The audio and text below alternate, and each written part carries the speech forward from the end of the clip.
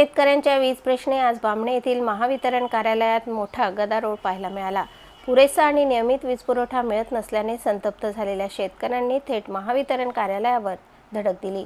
शिवसेना उद्धव बाळासाहेब ठाकरे पक्षाचे धुळे ग्रामीण जिल्हाप्रमुख शानाभाऊ सोनवणे यांच्या नेतृत्वाखाली हे आंदोलन करण्यात आले।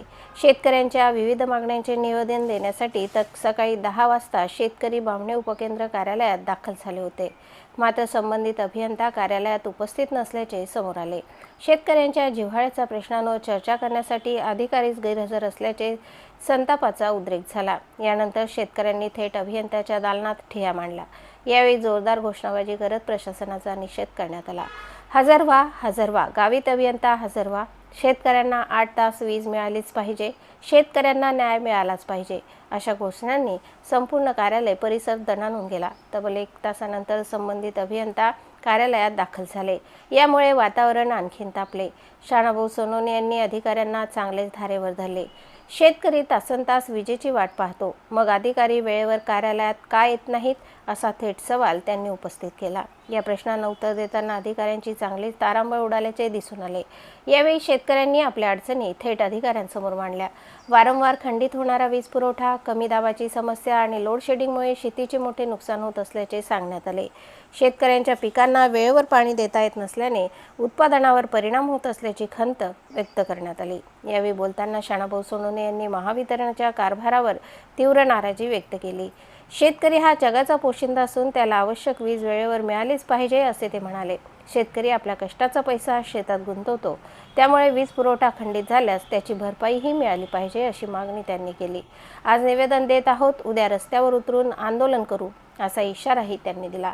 निवेदनाद्वारे अनेक महत्त्वाच्या मागण्या मांडण्यात आल्या। कृषी पंपांना किमान 8 ते 10 तास सलग वीज पुरवठा करावा, अनियोजित लोड शेडिंग तात्काळ बंद करावे, जळालेले ट्रान्सफॉर्मर 24 ते 48 तासात बदलावेत, कमी दाबाचा प्रश्न कायमस्वरूपी सोडवावा, नवीन कृषी वीज जोडण्या मंजूर कराव्यात, स्वतंत्र आणि मजबूत वीज वाहिन्या उभाराव्यात, चुकीची व अवाजवी वीज बिले रद्द करावीत, दुरुस्तीसाठी आवश्यक साहित्य उपलब्ध करून द्यावे, नैसर्गिक आपत्तीनंतर तात्काळ वीज पुरवठा पूर्ववत करावा, शेतकरी वीज ग्राहकांसाठी विशेष तक्रार निवारण कक्ष स्थापन करावा। या सर्व मागण्यांवर तातडीने कारवाई करण्याची मागणी करण्यात आली। अन्यथा शिवसेनेच्या नेतृत्वाखाली तीव्र जन आंदोलन उभारण्यात येईल असा स्पष्ट इशारा देण्यात आला।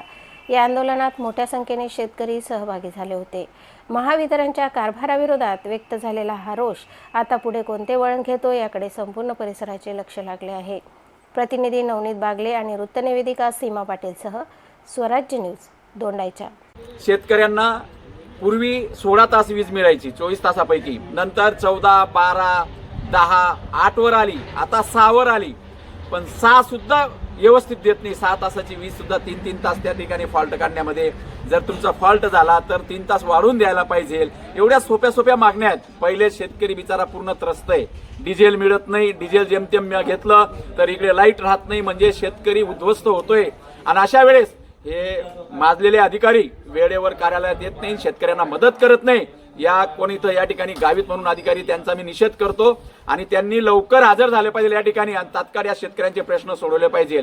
आणि नाही सोडवलं तर आम्ही शेतकऱ्यांच्या माध्यमातून शिवसेना उद्धव बाळासाहेब ठाकरे गटाच्या वतीने तीव्र आंदोलन करणार। मग ते काही परिणाम झाला तरी चालेल। आज तर शेतकऱ्यांची मागणी अशी आहे की एक तर वीज देऊ नका, आम्ही पेरणार तरी नाही, वीज बंद करून टाका, म्हणजे आम्ही रोपं लावणार नाही। रोपं लावले गेली आणि ती रोपं आता जळताय, म्हणजे आत्महत्या करण्याची वेळ शेतकऱ्यांवर येते।